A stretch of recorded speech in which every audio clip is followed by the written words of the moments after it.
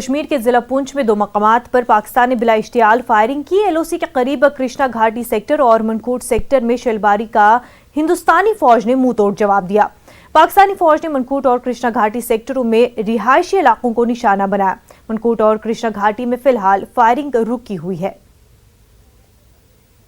जम्मू से हमारे नुमाइंदे समीर भट्ट इस वक्त हमारे साथ जुड़ चुके हैं। समीर, आपसे जानना चाहेंगे, पाकिस्तान एक बार फिर जो है सीजफायर मुआहदे के खिलाफ वर्जी की है, इस वक्त क्या कुछ अपडेट मिल पा रहे हैं? देखिए, मैं आपको बता दूं, सुबह 8 बजे के करीब पाकिस्तान ने अचानक फायरिंग शुरू कर दी। पहले उनका जो टारगेट था वो कृष्णा घाटी था। वहां पे उन्होंने आर्मी की जो लाइन ऑफ कंट्रोल पे आर्मी के पोस्टर्स हैं वहां पे उन्होंने फायरिंग की, उनको टारगेट किया और उसके बाद अपने रेंज को उन्होंने बढ़ाया और जो वहाँ शहरी इलाके हैं, शहरी जो बस्ती है, उस पर भी फायरिंग की, मोटार शेलिंग भी की उन्होंने। और उसके बाद मनकोट सेक्टर जो इसी पुंछ सेक्टर, पुंछ डिस्ट्रिक्ट में पड़ता है, वहां पे भी उन्होंने फायरिंग की और दोनों जगहों पे जो है हिंदुस्तानी फौज ने डट कर उसका मुकाबला किया। लेकिन तकरीबन 9:30 बजे के करीब पाकिस्तान ने जो नौशहरा सेक्टर है वहां पे कुछ एरियाज में उन्होंने फायरिंग की, जो कि राजौरी में पड़ता है।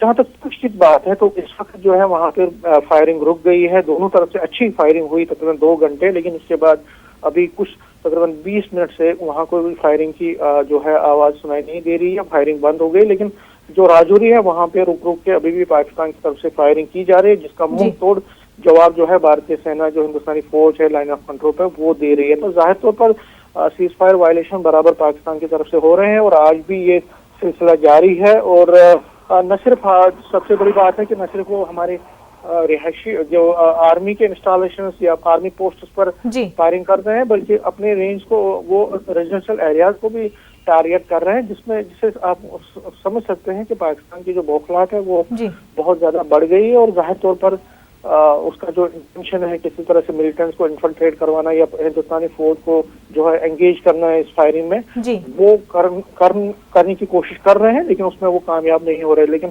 फिलहाल जो अच्छी बात है पुंछ से कि वहाँ पे जो फायरिंग बंद है और राजौरी में फायरिंग अभी भी चल रही है। जी समीर, रिहायशी इलाकों को निशाना बनाया जा रहा है, ऐसे में जो वहाँ पर लोग मुकीम है, क्या उनको सेफ जगहों पे ले जाया जा रहा है, बंकरों में उनको भेजा जा रहा है?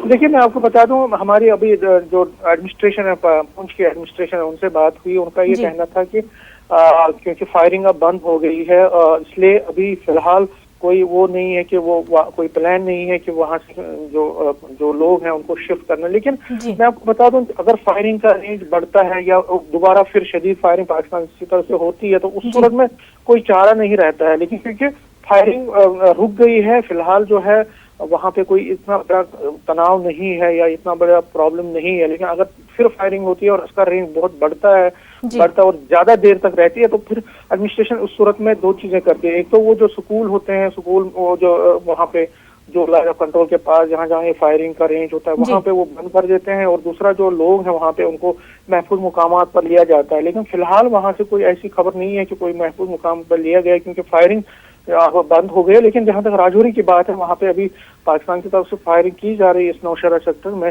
लेकिन अगर वहां पे फायरिंग ज्यादा देर रही तो वहां पे भी, और हमने देखा है कि लगातार जब भी ऐसी बातें हुई हैं पिछले कई सालों से, जब से पाकिस्तान ने दोबारा तनाव बढ़ाया है लाइन ऑफ कंट्रोल और आईबी पर, और जब जब उन्होंने फायरिंग की है तो बहुत सारे लोगों को मुंतकिल किया जाता है। मैं आपको ये भी बता दूं कि बहुत सारे इलाके हैं लाइन ऑफ कंट्रोल पर जिनको पहले ही जहां से लोगों को मुंतकिल किया गया है, उनको सेफर एरियाज में रखा गया है, क्योंकि जिस तरह से पाकिस्तान ने पिछले 2-3 साल में ज्यादा फायरिंग की है इन एरियाज में, तो उस सूरत एडमिनिस्ट्रेशन पूरी तरह से बाखबर है। और किसी भी हंगामी सूरत हाल को निपटने के लिए जितने भी तदाबीर किए जाते हैं वो उस वक्त सिविल एडमिनिस्ट्रेशन और जो सिक्योरिटी एस्टेब्लिशमेंट है वहाँ पे ऑफिशियल हैं वो उठाते हैं, और ज्यादा से ज्यादा लोगों को ज्यादा प्रॉब्लम ना हो, उनका कोई नुकसान ना हो जानी या माली, तो उसके लिए जितने भी तदाबीर या जितने भी प्लान मुरतब करने हैं वो किए जाते हैं। और सबसे ज्यादा जो मैंने आपको कहा कि जो स्कूल के बच्चे हैं जो इस फायरिंग की जद में कभी कभी आ जाते हैं, जिससे उनको नुकसान होता है, तो उनको फिर बंद किया जाता है। लेकिन ऐसी सूरत हाल अभी